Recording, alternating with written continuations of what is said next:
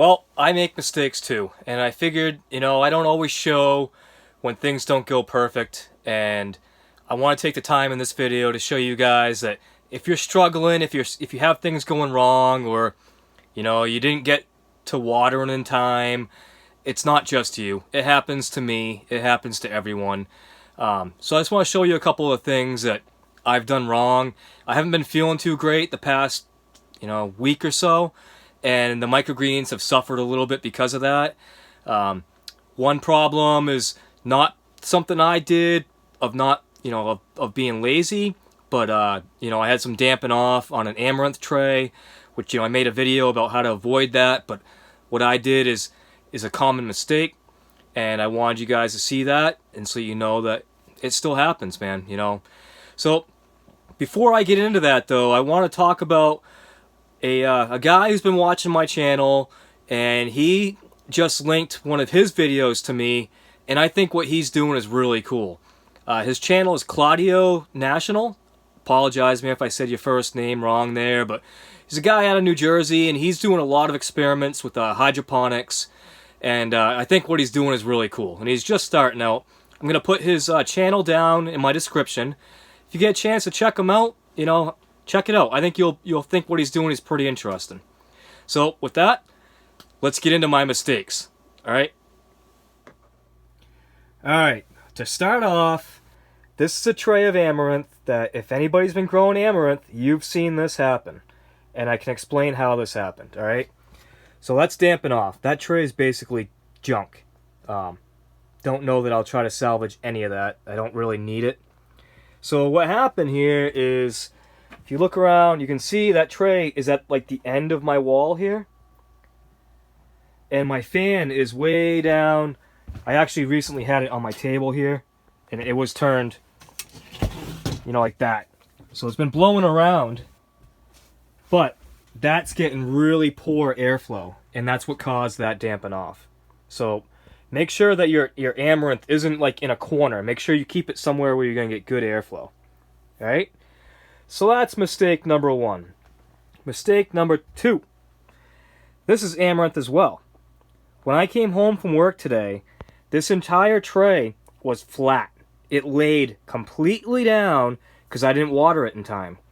And to my amazement, it came back. And it looks like I'm not going to lose hardly any of that tray. And this tray I water in the corners because it's not a stackable tray. But yeah, I'm surprised that actually is coming back. So it was a mistake, but I think I salvaged it. Some beets back there that are looking pretty good. That was like the bottom of a bag, so I just threw in, whatever I had. But they look good. No real complaints there. So that's not a mistake. This is some red Russian kale. I didn't get it under the lights quick enough, and I also didn't keep it wet quick enough, and so it's stretching from not being under the light soon enough, and some of the seed didn't germinate very well, so poor germination there. That's some arugula. No mistakes there. That looks great. Some amaranth. Nothing wrong there. Some radish. Nothing wrong. This is a mix, that Mountain Valley mix that I get, spicy mix, that comes from my True Leaf Market. Now, what I want to show you guys that's interesting about this is I love the way this tray looks, for one. But what you might be noticing is some of these leaves look kind of burnt. But at the same time, I got all kinds of great, purple colors in here.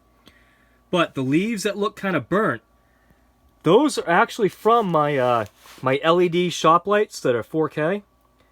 And apparently they don't like being under there for too long. They probably also don't like being under there with the light on 24/7. So I'm going to have to get my timer out here. I've been meaning to do that anyways. And I've had some questions about light cycles as well. My lights have been kept on 24/7 because I've been too lazy to hook up my timers, okay?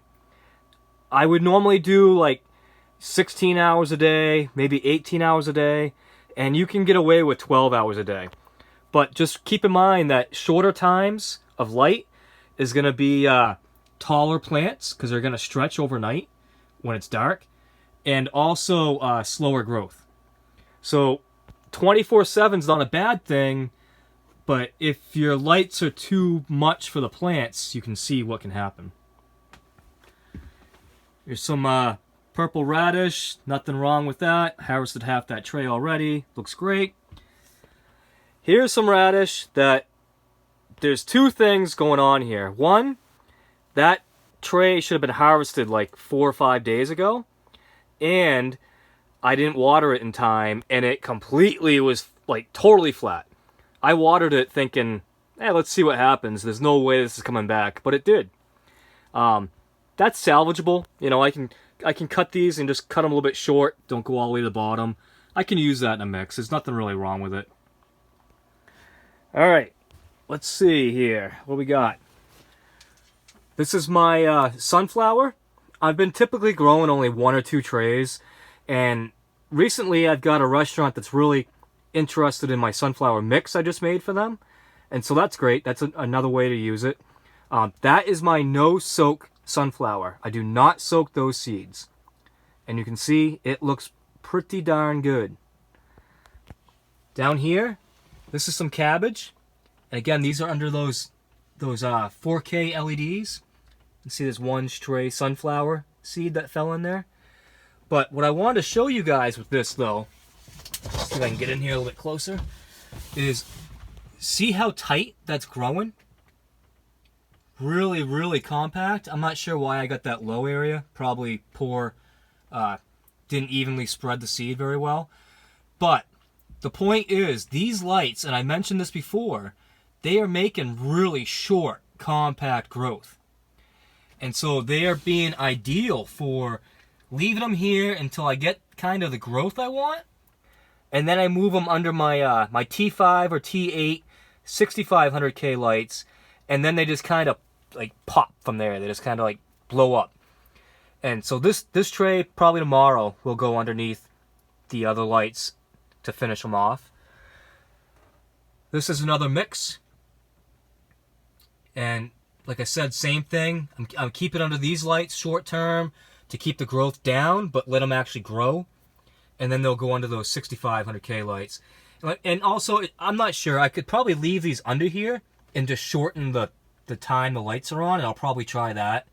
Because I've been happy with these lights. I mean, they're doing a good job. Same thing. Up here, I've got some, these are those lights I've never finished working with. I've got, clover that's ready to be harvested. And I've got some ruby red Swiss chard here. And I messed up with these as well. I don't know if I overwatered or underwatered, but most of it's still good, but there's a lot of it that's not. So basically the point of this video is I want to show you when I mess up. Because it's really easy to just only show, how when things are going great and, you're doing a great job and you're a really great microgreens farmer. I've only been doing this for about a year, and I've been sharing how it goes the whole way through. And so I've learned a lot over that year, and I've been trying to share with you guys what I have learned. But I want you to know I'm not claiming to know it all.